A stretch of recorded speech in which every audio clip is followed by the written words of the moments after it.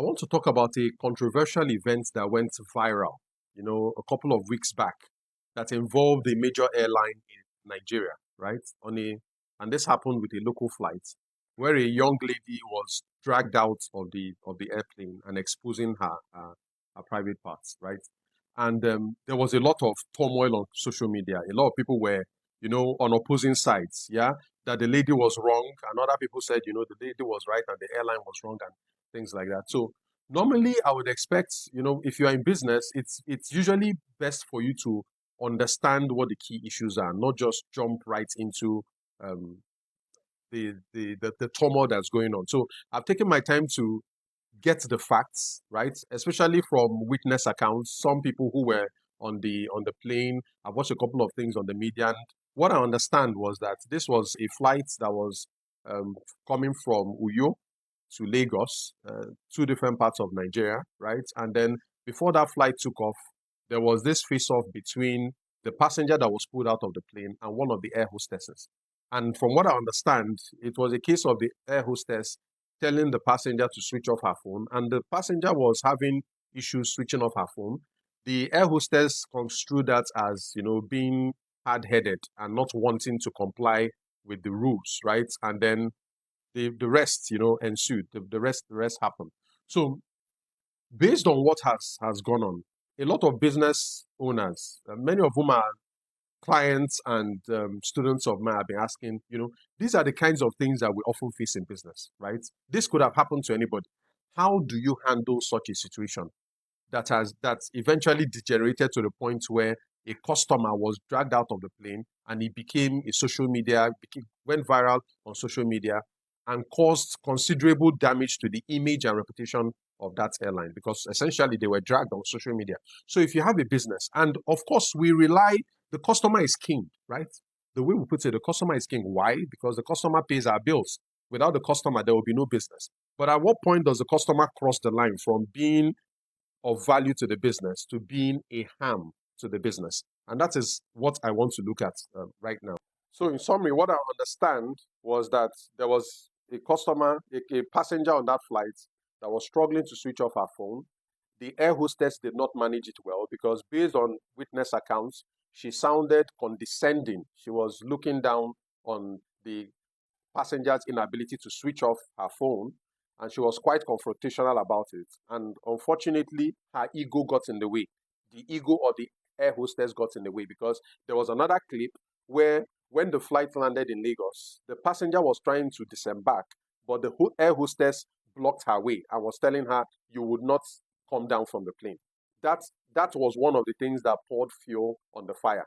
Because as somebody who is in a customer facing role, one of the key parts of dealing with customers is that you need to take a de-escalating stance. You are not supposed to be flaring up with the customer, because at the end of the day, you may end up losing more, like what happened to the airline, right? When you get dragged in the court of public opinion, people don't usually side with corporates and big businesses. They always see them within that lens of, okay, you're now trying to oppress another customer, somebody like us. So as a business, it is not in your interest to face off with a customer in that way, especially when you are trying to escalate a situation that's already going bad. So this is the way I understand what's happened, right? So that if you're going to criticize or contribute to this video, I want you to understand the frame from which I'm saying it. I may have missed some things, but this is my reading of what went wrong on that flight. Now, I think at this point, it's also important to make a distinction between a difficult customer and a toxic customer, because these are two separate things. If you notice, the energy level when that passenger was in that flight, when she was fiddling with her phone and trying to switch it off, up to the point where she was dragged out of the plane, because they alleged that she was destroying stuff on the plane, at the point where she became violent and harmful, right? A lot happened and the situation was escalated, right? So let me make that distinction between a difficult customer and a toxic customer. A difficult customer is a customer that is reacting to either of three things in your business. They're either reacting to your product, they got something that is worse than what they expected. You sold them something, but they are not happy with what you sold to them. So many times when a customer is difficult, it can be about your product. Another thing, the second thing is your service, the way you treat them or the way your customer perceives that you treated them. So sometimes your product might be great, but because of the client experience, because of the customer experience, they feel that they were not well treated, either by your sales rep or your receptionist or something. So it's not about the product, it's about how you treated them. The third thing that can lead to a difficult customer is the communication. What you say to the customer and how you say it.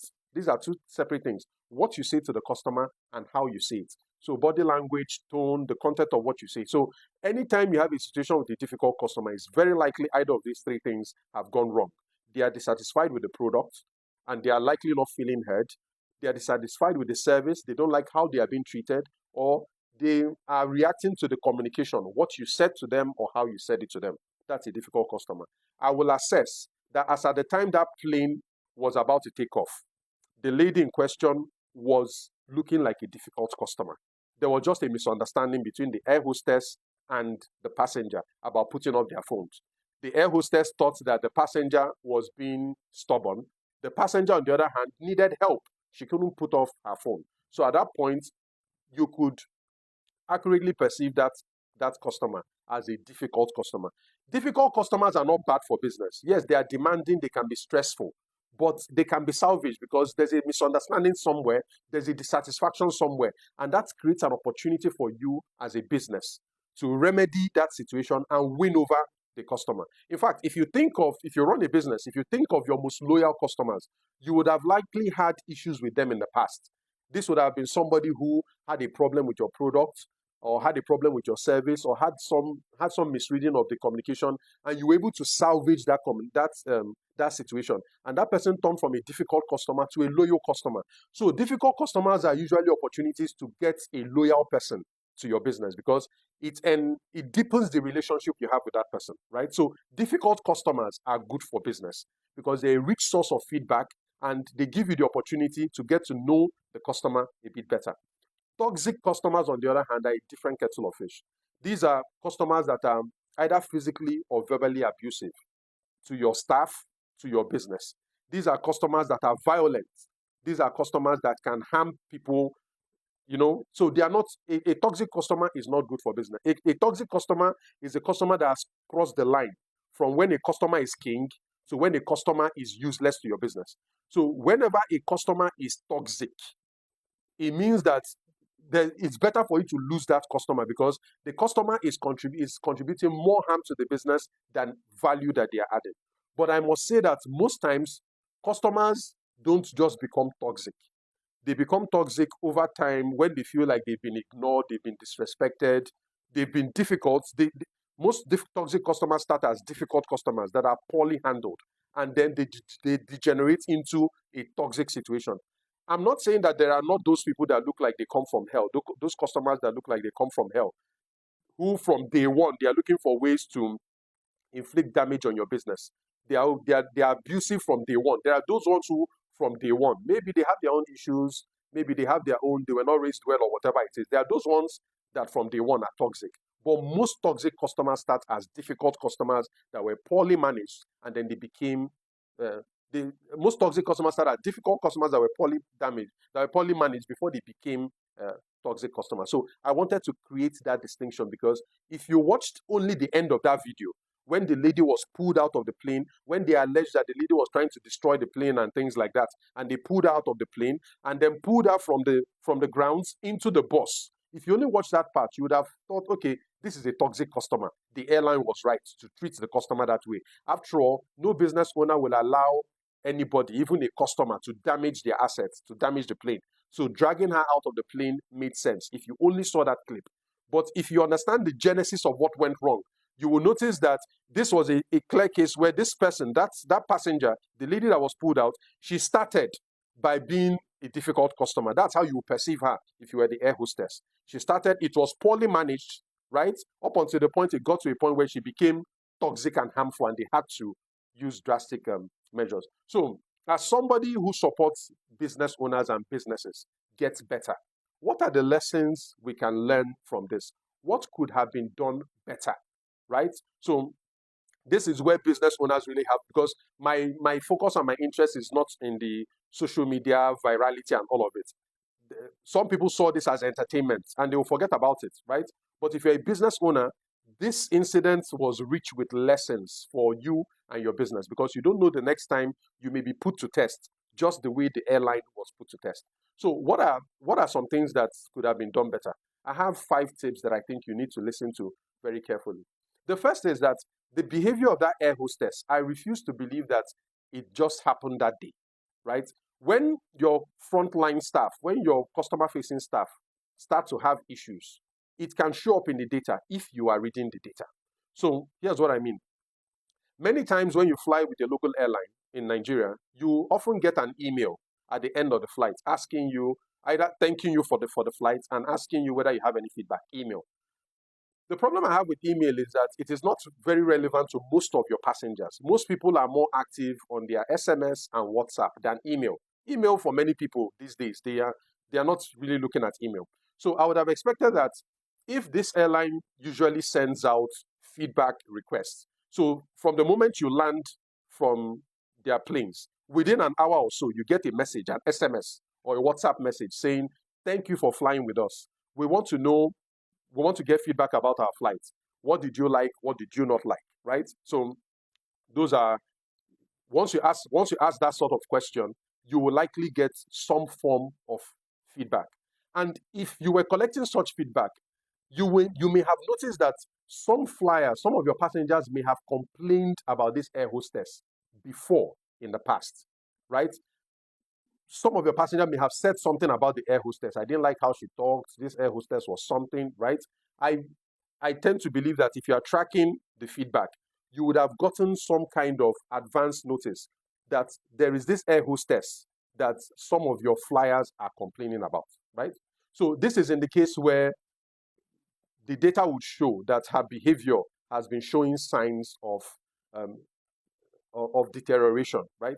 There's also the likelihood that this air hostess is a fantastic lady. It's just that she had some personal issues that day, or there's something that upset her, right? Or maybe she was just reacting to something and then she took it out on that passenger that was pulled out of the plane. Either of them is possible. But it all points to the same thing. Customer-facing staff, right, are supposed to be built for these kinds of situations, because what I read from the incident was that this air hostess put her ego before the customer experience. And my evidence is, why would you prevent the passenger from disembarking? No matter what she did, right? Why would you prevent the passenger from coming down the plane? Because the right thing was that if she had left the plane, right, you would have saved the asset. You don't want anything violent to happen in the aircraft. The aircraft is a very sensitive piece of equipment. It's not something you want to take for granted. So if the passenger wanted to leave the aircraft, you should have allowed her leave the aircraft. Then deal with the issue outside of the plane. In fact, allow security handle it.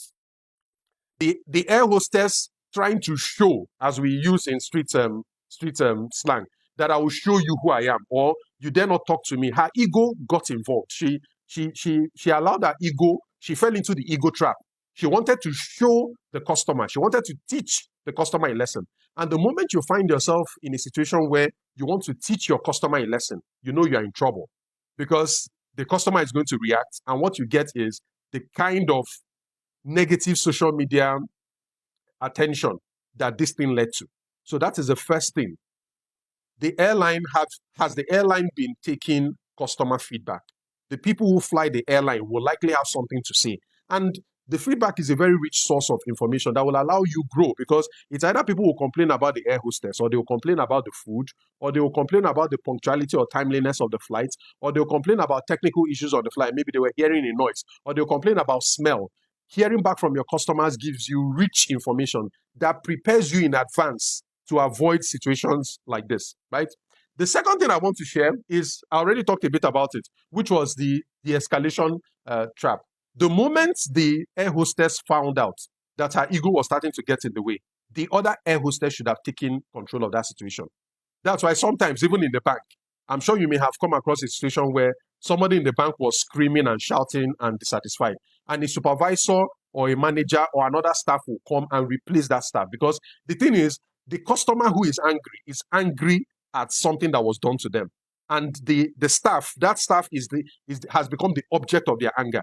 So how you de-escalate a situation is remove that staff that person already has some negative energy to, and replace them with somebody that can de-escalate the situation. Oh, I'm sorry, what happened?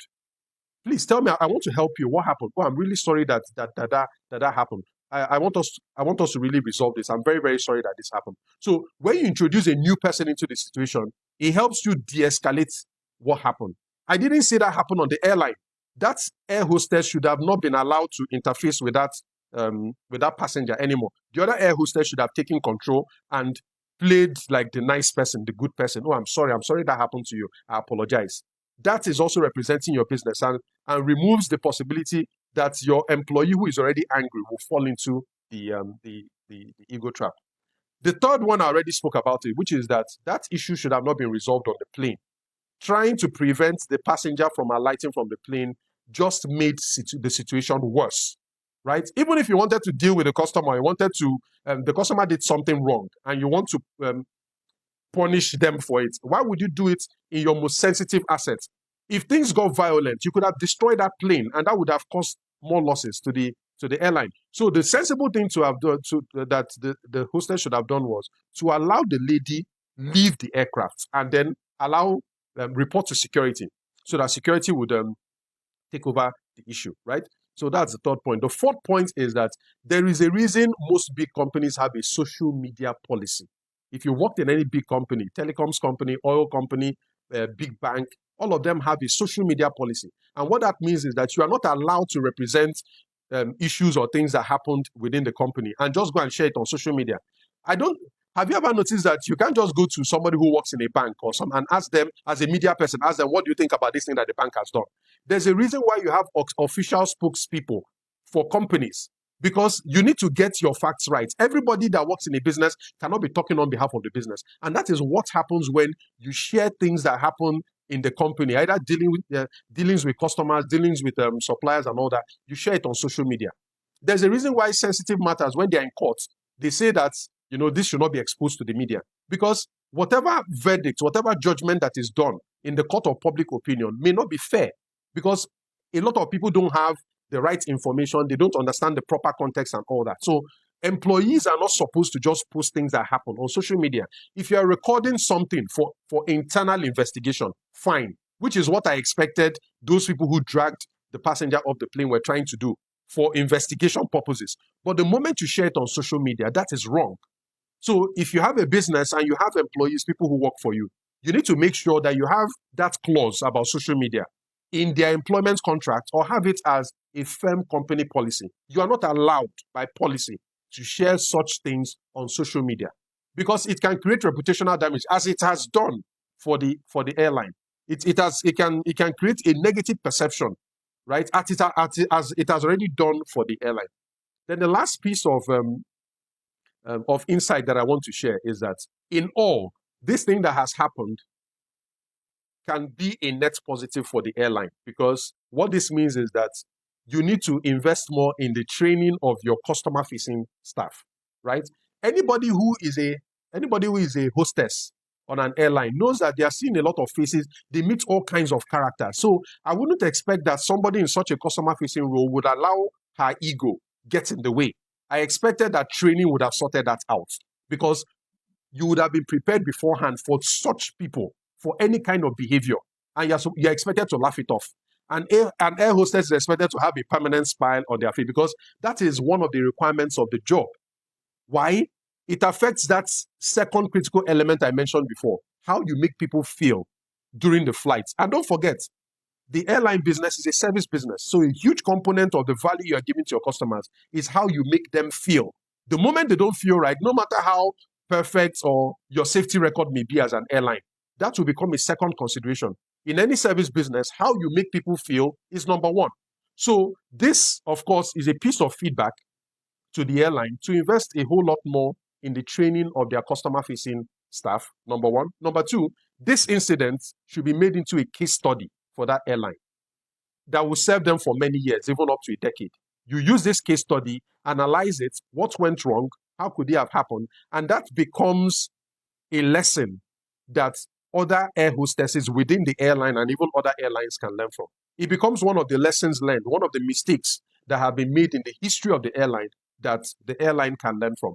And this is how you build institutional knowledge.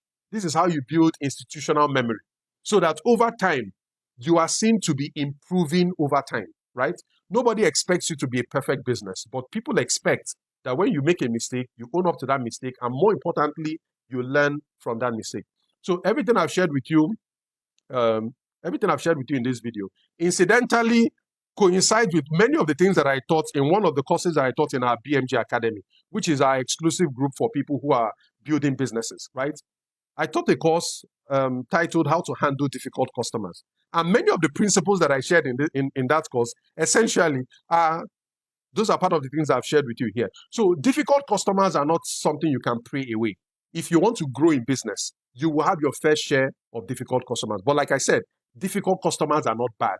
Difficult customers can become an asset. If you know how to manage them, you can actually transform them into loyal customers. You can harvest a lot of rich feedback that will make you a better business, right, from difficult customers. But if you are poor at handling difficult customers, you will end up with toxic customers, the type of customers that look like they come from hell. They will not just damage the financial interests of your business. They will scare away other customers. They will harm your image, your brand image, and your reputation. And you will regret why such customers ever turned your way. So do I agree that that the customer is king? Yes. It's an incontrovertible fact.